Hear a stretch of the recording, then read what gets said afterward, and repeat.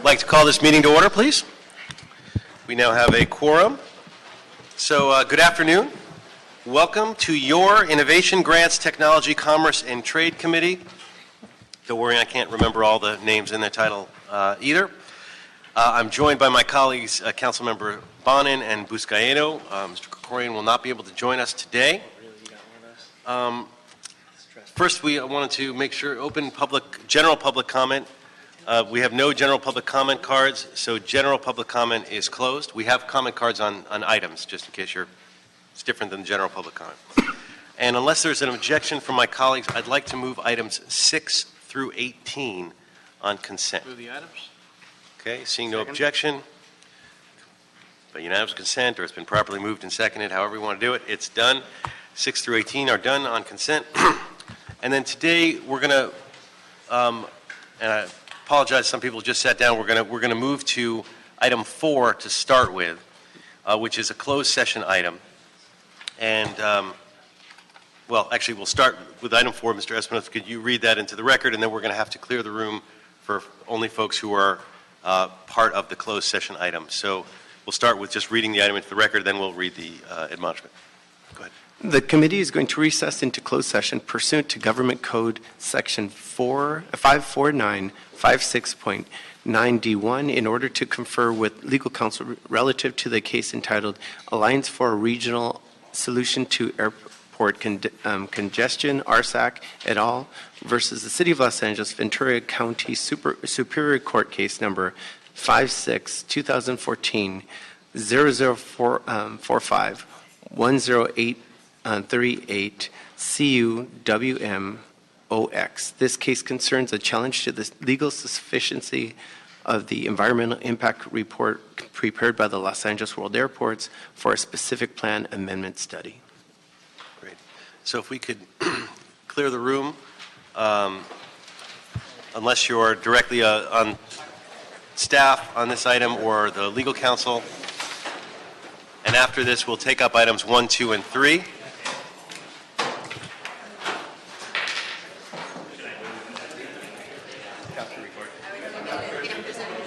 You can hand the actual agreement and then I'll just...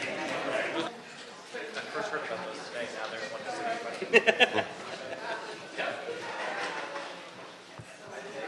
It was in Playbook, I think. Playbook. Oh, was it? It was like one of those little fun things they do at the end. Ah. I'll tell you exactly. I heard about him on NPR last week. Well, my kid, they just talk about it in school. I drop them off at all their foods. It's like a craze with the 8-year-olds, yeah. And the council. Great, thank you, everybody. I apologize for sending half of you out right here at the beginning. But we're going to take up now items 1, 2, and 3. I think it's just in the restroom. Okay. Yeah. So we're going to take up items 1, 2, and 3. If there's no objection, I'd like to take these items together. Seeing no objection, we're going to take up all 3 together. I don't see any objection. So wait till it gets back.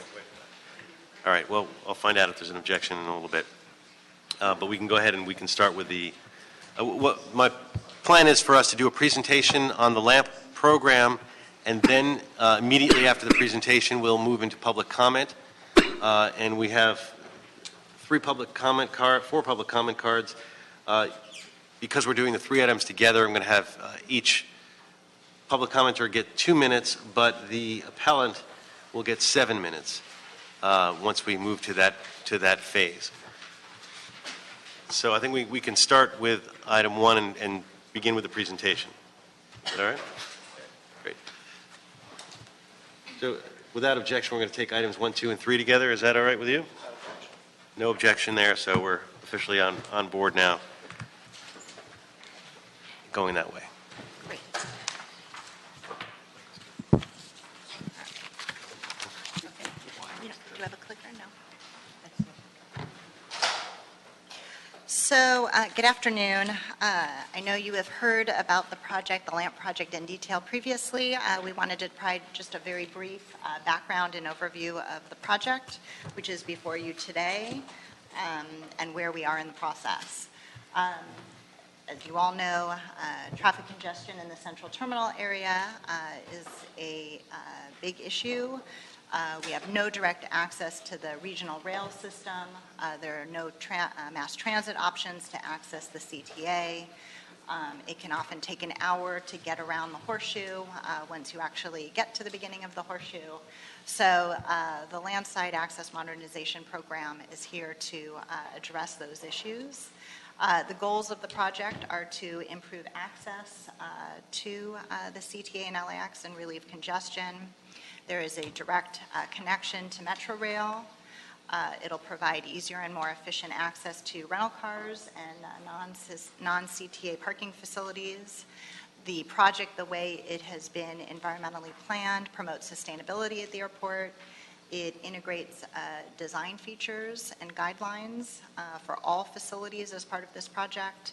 And perhaps the most challenging goal is to actually maintain airport operations during construction. This map shows a general idea of where all the project elements are located. On the right-hand side, you see our consolidated rental car facility. It is near the 405. Moving further east, we have our first intermodal transportation facility, ITF East. That also has a direct connection to Metro's Airport Metro Connector Station, which is being built alongside our project and will provide a smooth connection to the Green Line and Crenshaw Line, which will come up and meet at that station. Moving further west, we have the second ITF, the ITF West, which is located near Sepulveda. And then you dip down and the People Mover goes all the way into the central terminal area with 3 stations. So we have 3 stations outside at those facilities and 3 stations as you get to the central terminal area. So the star of the show is the APM, the Automated People Mover. It is a fully elevated 2.25-mile system that goes from the cone rack into the CTA. There are 6 stations. It'll run 24/7. It will be free, and it'll run at about 2.5-minute headways. So all night and all day, people can connect onto this People Mover and get into the airport. It will also connect up to new terminal cores, which are the elevators, escalators that will be built either by LAWA or by the airlines at the beginning of their terminals to passenger walkways that will access the APM. As part of the APM, there's also a maintenance and storage facility that is being built to house and maintain the rail cars. As I mentioned before, the consolidated rental car facility is near the 405 freeway. It'll consolidate all the rental cars in one location. Right now, they're in about 23 different locations. It will also have an APM station so people can drop off their rental car and hop on the APM. And it reduces traffic congestion both in the CTA, because we won't have the shuttles running around the horseshoe, and in the neighborhoods because people will not be driving into the neighborhoods to pick up their rental cars.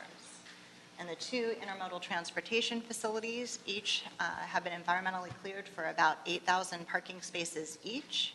Again, to provide alternatives for people instead of driving into the CTA, they now can park outside of the CTA and take the APM in to the facility. It will be fully intermodal. We will have much curb space for shuttles and TNCs, the Uber Lyft, to be able to pick up and drop off people at those facilities.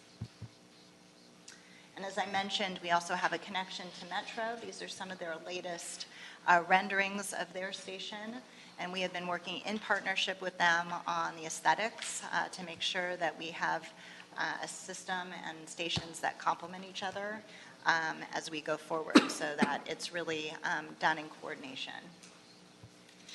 And as I mentioned, some of the program benefits are to reduce congestion in the CTA.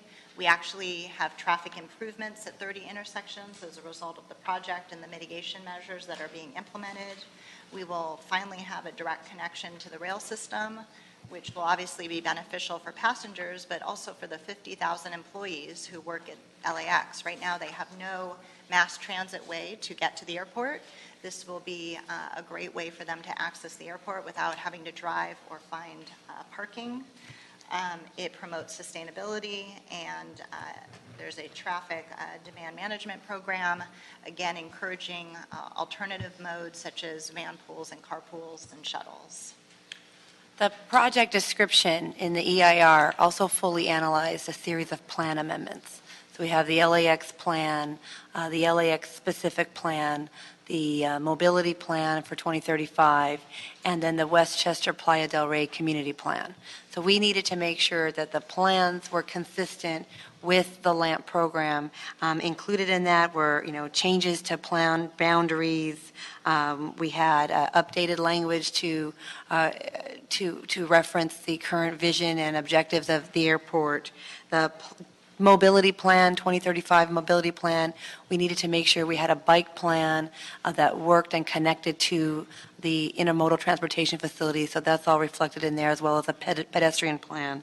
And then the LAX specific plan, which is the zoning document, we needed to update that as well to be consistent with other specific plans in the city of LA, as well as new land use areas that will be able to be achieved because of this program. So one of the more unique things that was included as part of the environmental study were design guidelines that were formulated and go hand in hand with this project. And all contractors working on the LAMP project must abide by these guidelines. One, to make sure we have sustainability moving forward on the project, but also to make sure that all of the different components actually look similar.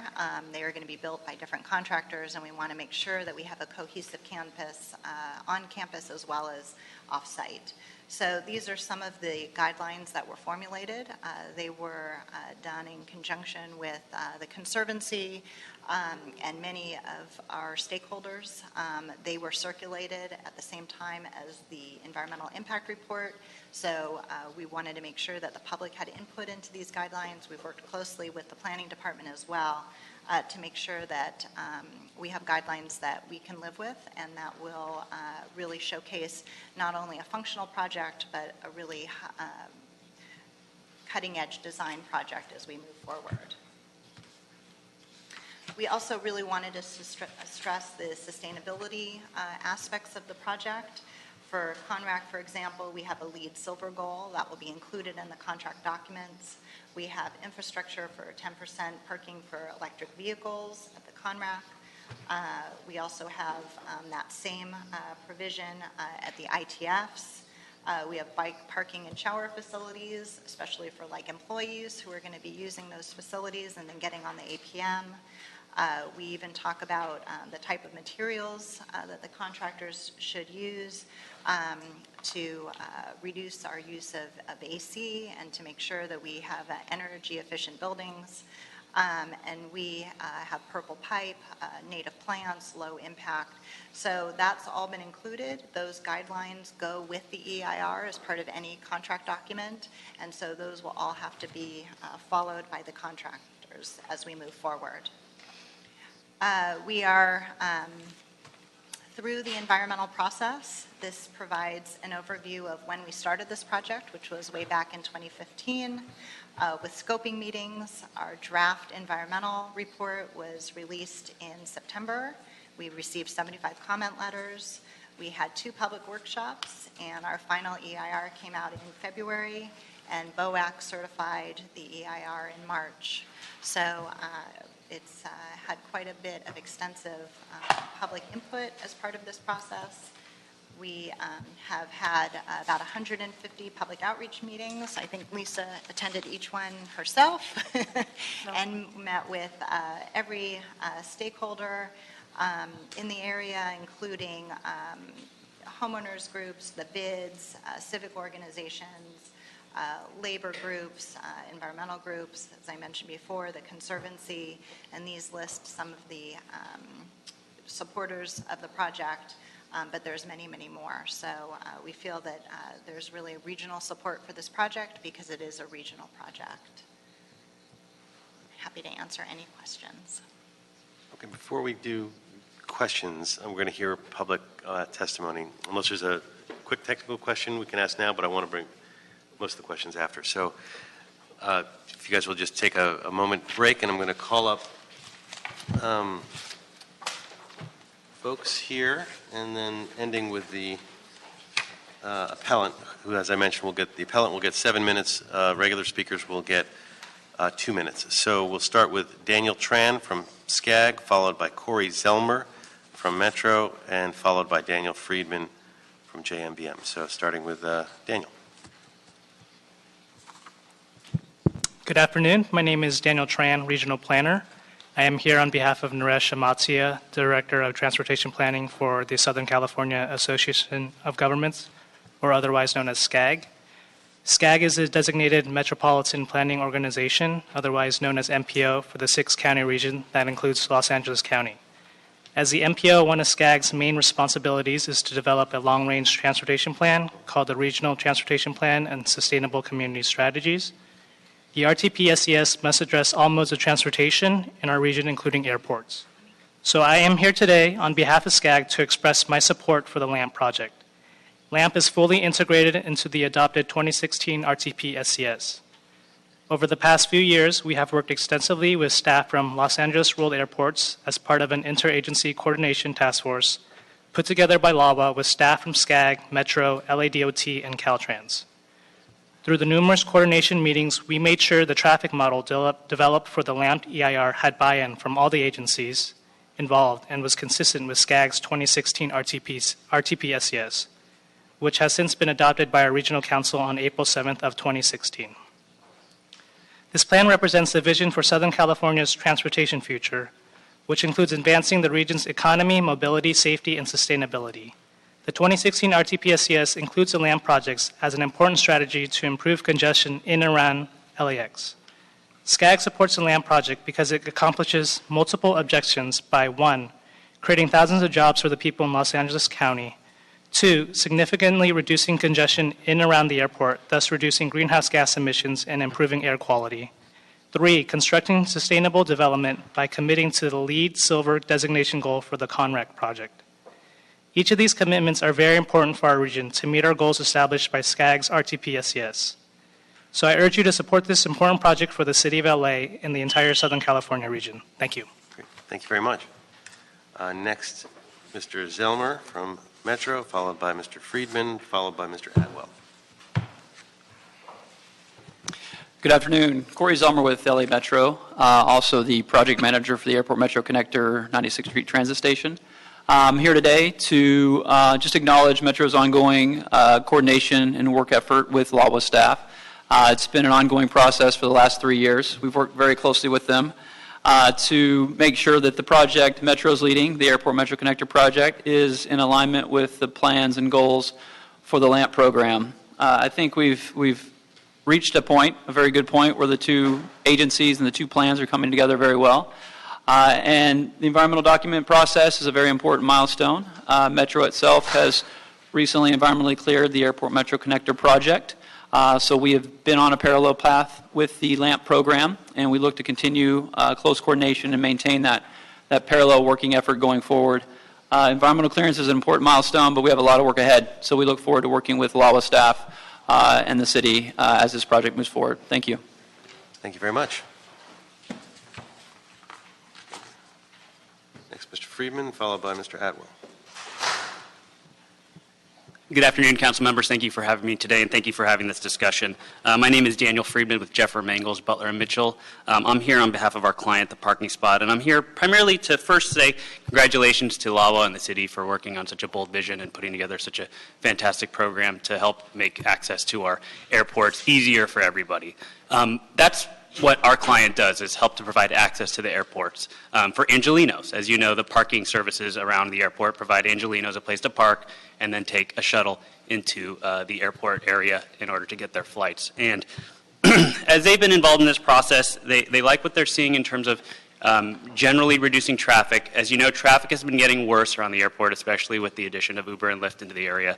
And what they want to do is be able to continue to help service Angelinos and to also help integrate their services with the new project that's going in. Our client's primary concern is essentially twofold. First off, 98th Street will become a much bigger thoroughfare as a part of this project. It's easy to miss, and I do recommend taking a chance just to look at the plans with a little bit more detail to understand what's happening to 98th Street. 98th Street right now is a street that generally is cut off. It isn't a through street. In the future, as part of this plan, it's going to be connected directly to the freeway, essentially. So it's going to be a much more significant street, and one of the things we hope to do is maintain a dialogue with LAWA as this moves forward to have a better understanding of that, how that will impact our clients' access to their facility on Century and 98th. Finally, the EIR puts forth a plan which essentially relies on reducing traffic to the CTA by cutting traffic and access to about 50%. So about 50% of the traffic that now goes to the central terminal will now go to one of the ITFs. One of our concerns is that, and again, this is going to be an ongoing dialogue, is just that the EIR doesn't identify what 50% of the traffic will now start going to the ITFs.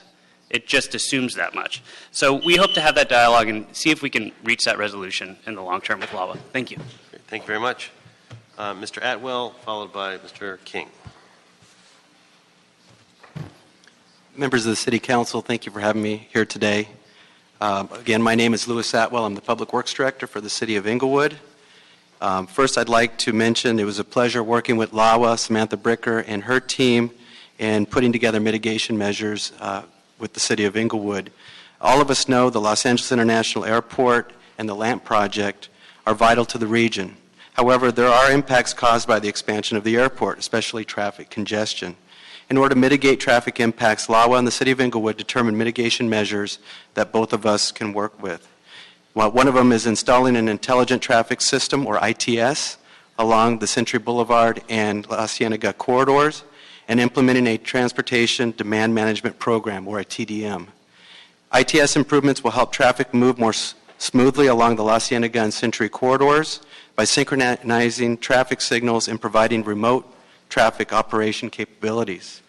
In addition, the implementation and operation of a TDM program will provide a shuttle-type service to and from LAX and Inglewood, where about 30% of LAX site employees live in Inglewood. This shuttle service will reduce the number of vehicles along these same corridors. With these mitigation measures in place, the City of Inglewood is in full support of LAMP and its associated APM and CONRAC facility. Thank you very much. Thank you very much. Now, Mr. Kobe King, if you could set the timer to 7 minutes. He's officially representing the City of El Segundo, which is the appellant.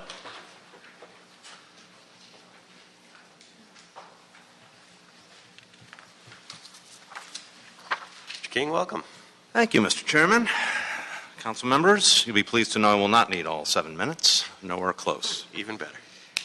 My name is Kobe King, representing the City of El Segundo, the appellant. I think we can all agree that when it comes to customer experience, especially the experience at arriving at or leaving LAX by car, the airport is one of the worst in the United States. That's why, if travelers have a choice between going to LAX or going to other local airports such as Burbank, Long Beach, or John Wayne, they will often choose one of those other airports. LAX is just not worth the hassle today. But the LAMP project will go a long way to changing this. The City of El Segundo agrees the LAMP project will improve the customer experience by relieving gridlock in the central terminal area, thereby attracting choice travelers back to LAX. On numerous occasions, LAWA has called the existing ground access network a significant constraint on LAX's passenger capacity. The problem with the EIR before you is that it refuses to acknowledge that the LAMP project will remove this constraint and that the project will therefore enable new growth. Despite El Segundo's strenuous objections at every opportunity, the EIR hides behind a risky legal fig leaf that LAMP will only, quote, accommodate growth that is already coming to LAX, as LAWA staff likes to say. This is very important because denying that the project will induce any growth, LAWA is attempting to absolve itself from analyzing and mitigating that growth. To the City of El Segundo, which is impacted by LAX more than any other jurisdiction, this is unacceptable. We've been warning LAWA for months of our objections, but they have proceeded full speed ahead. While El Segundo acknowledges that its proximity to LAX provides certain economic benefits to the city, our primary responsibility is to our residents, and that includes mitigating the negative effects of increased growth at LAX. There are other technical but important problems with the EIR that are detailed in our appeal, but we wanted to highlight the growth issue today. The EIR is deeply flawed. The Council should send it back to LAWA to fix these problems. If not, the City of El Segundo will take whatever actions necessary to protect its interest. Thank you very much for allowing me to speak today. Thank you very much. So that closes public comment and the appellate comment. So we can come on back to the table for, we have Samantha and Lisa to move into questions and answers. I guess the first question would be maybe a response to what you just heard. Well, the LAMP EIR was done in full compliance with the CEQA. We've submitted for the record, and you have before you a full briefing of the responses to comments. We fully responded to comments. We have substantial evidence into the record to address every one of El Segundo's comments. And as a respect to growth, the increase in passenger growth is not a result of the new ground access option, but is a background condition that has occurred every year, even with the current transportation constraints. And so we document that. That's all noted for the record, and we're happy to address any individual question you may have. Great. And I wanted to say, I know you guys have done a tremendous amount of hard work leading up to this. An amazing amount of outreach and community meetings have been held, and almost unprecedented. So it's really, that part has been impressive, and I just put that out there. So other questions just to put out there. Were there any substantial changes between the draft EIR and the final EIR? No. Okay. Are there any outstanding comments out there that still need responses? No.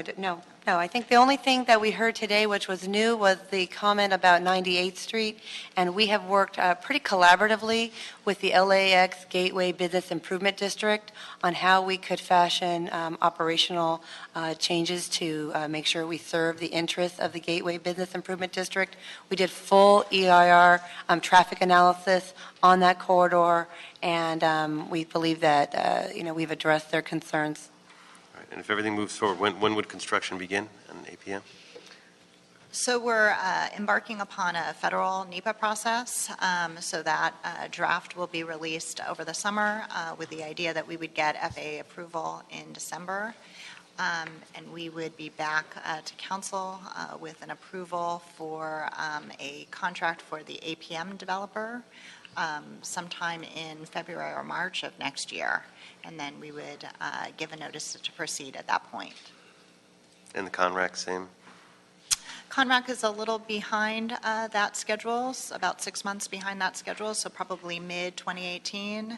And the ITF West will probably be on a similar schedule to the APM. So you may see both of those contracts probably at the beginning of 2018. Okay. And then after the mitigation measures have all been done, are there any other significant impacts that we should be aware of? Well, we do have, in the EIR, we have significant construction impacts that we fully disclosed, and that's why we have a very robust clean construction program as part of the program. We also have one significant impact in 2035 that was disclosed from a traffic standpoint at the intersection of Arbor Vitae and La Cienega. And again, that's been disclosed. We've provided a statement of overriding considerations to address that. And again, the overwhelming benefit are all these intersections. All the intersections around the airport are substantially improved because of this program. And just to add on to that, that was done in conjunction with Inglewood. That's an intersection in Inglewood. And in order to improve that intersection at Arbor Vitae, we would have had to significantly widen the street, which would have impacted their residential on their side of the street, and they did not want to take that impact. So they decided we would do a statement of overriding considerations. There is also the issue with the theme building, and we have worked very closely with the Conservancy to address those issues, because while we don't touch the theme building or impact it from a physical point of view, The APM now comes in closer proximity to that theme building. What we did as part of the design guidelines was to ensure maximum distance from the theme building. We have very long column spans to preserve the visual sight line to the theme building, and we have very specific design guidelines on how to construct the APM through that area. Those were all done in conjunction with the Conservancy, and they've indicated a letter of support for the project based on that collaboration. I think the one other area where the EIR identified a significant impact was in the area of GHG. We have quantifiable reductions in GHG because of this project. But because the way we had to structure the environmental analysis, we also compared ourselves to a stated policy goal of achieving the 1990 levels. And while we have, improvement in the GHG quantifiably, we don't reach the 1990 level goal just because of this project alone. And so that was disclosed. Colleagues, any additional questions? Great. Well, thank you very much. Appreciate that. So we're going to go through each 1, 2, and 3 separately in terms of voting. My recommendation on item 1 would be to approve the Lowell recommendation and deny the appeal. So moved. Second. Okay. Without objection, it's ordered. Similarly, on item 2, recommendation is to approve the Lowell recommendation and deny the appeal. So moved. Second. Okay. Without objection, it's approved. 3 is slightly different, which is to approve the Board of Airport Commissioners' recommended actions 1 through 6 in communication dated May 9th, 2017, and LAWA's recommendation for the City Council to conduct a public hearing to comply with the Public Utilities Code Section 21661.6 is our legal requirement to do. So that's been moved and seconded and unanimously approved. So all items 1, 2, and 3 have been unanimously approved. Thank you. Thank you all very much. We now have item 4 coming up, or 5. I'm sorry, we've done 4. Moving to item 5. I know some of you are going to run to Public Works, so if I could get Sampson here. We'll just give it one moment for the. If folks could file out quietly who have to leave, that way we can move on to item 5. Mr. Mangasitu. Good afternoon, Council Member Samson Mengistu, Lawa Operations. Happy to be here to give you a quick update on the Lawa Business Inclusion Program and also request your favorable consideration of the amendment to the local small business ordinance. In October 2012, LAWA adopted the Small Business Enterprise Program on a mandatory basis. It has proven to be very successful. Since the enactment in 2012, we awarded $2.6 billion worth of contract. A little over $1 billion of that money has gone to small businesses. Building on that program, last year, the Board of Airport Commissioners adopted a local small business enterprise program, and this council approved that as an ordinance. We don't have data yet to measure the success of that program because only after the adoption in September, October, we started including these goals into the solicitation of projects. So we're just now starting to award those contracts. So in the coming months and into the next year, we'll have enough data to see how well we're doing. Now before you is the expansion of that local business inclusivity program to add disabled veteran business into the ordinance. Studies have shown that such a program not only benefits armed services veterans, but also the agencies that implement these programs by expanding businesses and providing new growth opportunities. And These disabled veteran firms tend to hire disabled veterans, so in that regard, it's also beneficial to all disabled veterans. Because of the small number of disabled veterans in the County of Los Angeles, our recommendation is for this program to be inclusive of all the state of California. I have to give you. I'm sorry, say it again. State of California. So all disabled veterans in the state of California, the idea is to consider them as a local state disabled veteran program. In other words, when we set a goal, all state of California certified disabled veterans become eligible to participate in this program. It's just a function of number. In the county, there are only about 27. Based on available data, only 27 disabled veteran businesses in the county of Los Angeles compared to about 1,800 in the state of California. So that's the reason that we're recommending when we say local disabled veteran, it includes the state of California. So do they then compete for the local ordinance? So if you have a company with a business headquarters that's in San Francisco, but they're disabled, and the key is where their, I guess it doesn't matter where their business headquarters is, are they now competing with the local Yes. companies in terms of... Yes. Again, the reason is it's a function of number. When we set a goal, one of the things we're looking at is the availability of disabled veterans firms to do this particular work, whatever sector that may be, whether it's construction or technology, whatever. If there are not sufficient numbers, then we don't have ability to set a goal. So we'll be letting out contract without a set goal. But if we show there are a number of available disabled veteran firms to do this particular work, then we can set a goal, a higher goal, or any goal into the project. And does that goal, is it subsumed within the larger goal of the small and local business? Or is it a separate? It is a separate. So you might say 5% small business and 1% disabled Exactly. owned. And would that be, that's 6% altogether of this preference? Or is that 1% within the 5%? No, it will be 6% if the disabled veteran is not a small business. But if it's a small business, then the prime satisfies the requirement by bringing a firm that has a small business but also a disabled veteran. So one business could qualify for both Correct. the 5% requirement and the 1% requirement. Correct.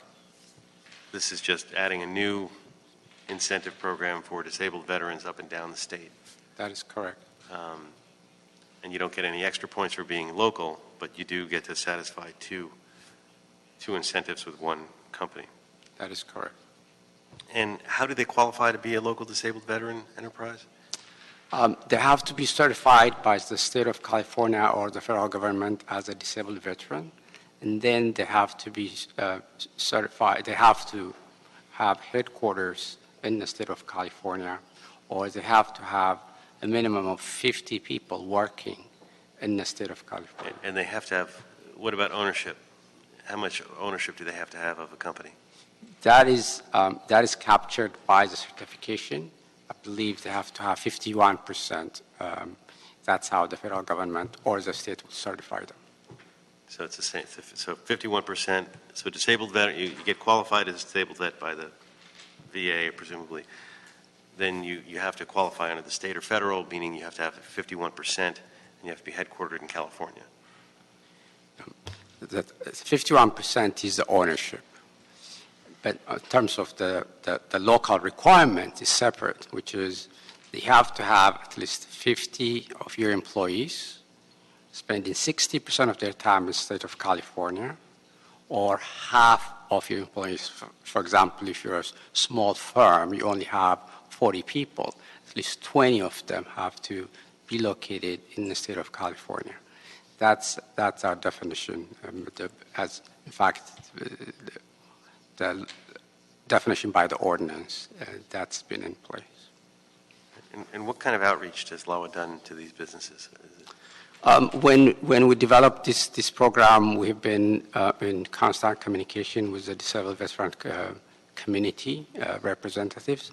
They have had inputs, and we've had also hired an outside firm to do to give us background information on this so that we understand how other agencies do in this program. So we have done sufficient outreach, and we have a good understanding of how we can make this a successful program. And I know you set goals, not percentages, but what are the range of goal that you set per different types of contracts? It ranges. There are sometimes highly specialized projects where, maybe FAA certification or a particular manufacturer certification is required. In that regard, if they're only limited in that arena, then the opportunity to set a goal is not there. It could be zero. But the vast majority of the time, it ranges from 3 to 5 all the way to, for small businesses, 25, in some cases 30%. For small business, but what about for disabled veterans? For a disabled veteran, at the outset, I think we're going to have to be conservative as it matures, and that's what we've seen in the county and in the state of California. Our overall goal is 3%. So in $1 billion program, $30 million going to disabled veteran firms. That's our expectation. Our Board of Airport Commissioners is very much interested, so we'll push the envelope. Because this is a mandatory program, we want to be realistic. Colleagues? Questions? Okay, thank you. Thank you. So my recommendation is going to be to approve the city attorney recommendation and adopt the draft ordinance. Did you say there was an amendment to that I should know of, or no? It's in the draft. Yeah, it's contained. Okay. So without objection, we're approving the city attorney recommendation and adopting the draft ordinance. Is there anything else left on the agenda? No, Mr. Chair. Okay. Then without objection, this meeting is adjourned. You're welcome. No,